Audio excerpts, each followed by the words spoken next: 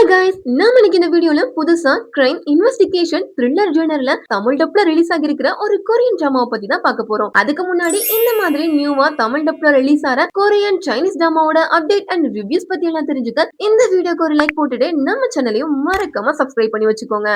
And இப்போ வாங்க வீடியோக்குள்ள போலாம். இந்த டிராமாவோட பேரு ஸ்பெஷல் அஃபேர்ஸ் டீம் 10. இதுல மொத்தம் 2 சீசன் இருக்கு. ஓவராலா 22 எபிசோட்ஸ். இதோட பிளாட் என்ன அப்படின்னா, ஒரு மர்டர் கேஸ், ஒரு சீரியல் கில்லிங் கேஸ், ஒரு மிஸ்ஸிங் கேஸ். இந்த 3 டிஃபரெண்ட் கேஸ 3 டிஃபரெண்ட் டீம் ஹேண்டில் பண்றாங்க. இந்த 3 கேஸ்லயும் காமனா இருக்கிறது 3 டெலிபோன் பூத். இன்வெஸ்டிகேஷன் ரொம்ப பரபரப்பா நடந்துகிட்டு இருக்கு. இந்த 3 கேஸும் ஒரே பாயிண்ட்ல ஜாயின் ஆகுது. 3 டீமும் ஒரே டீமா மிங்கிள் ஆகுறாங்க.